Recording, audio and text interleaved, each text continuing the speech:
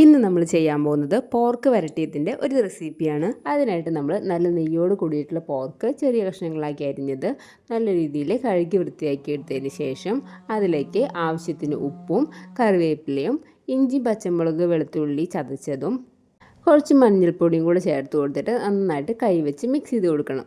ഇനി നമ്മൾക്ക് അതിലേക്ക് കുറച്ച് വെളിച്ചെണ്ണയും കൂടെ ചേർത്ത് കൊടുത്തിട്ട് വീണ്ടും നന്നായിട്ടൊന്ന് മിക്സ് ചെയ്തതിന് ശേഷം കുറച്ച് സമയം റെസ്റ്റ് ചെയ്യാൻ വയ്ക്കുന്നു.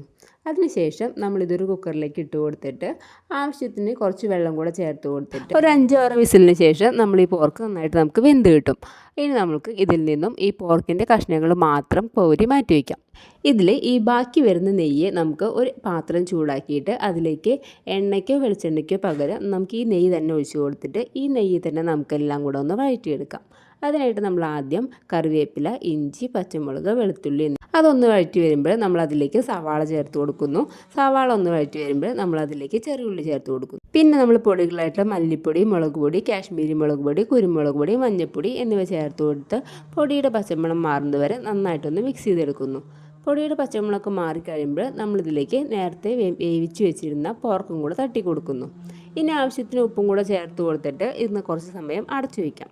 ഒരു 10 മിനിറ്റ് അടച്ചു വെച്ചതിന് ശേഷം നമ്മുടെ പോർക്ക് നല്ല ബ്രൗൺ കളറായിട്ട് വരണ്ട് വന്നിട്ടുണ്ട്. നമ്മുടെ ഈ പോർക്ക് വരട്ടിയതിൻ്റെ ഒരു ഡീറ്റെയിൽഡ് വീഡിയോ നമ്മുടെ ചാനലിൽ അപ്ലോഡ് ചെയ്തിട്ടുണ്ട്. അതിൻ്റെ ലിങ്ക് ഞാൻ താഴെ കൊടുക്കാം. എല്ലാവരും ഒന്ന് കണ്ടു നോക്കുക.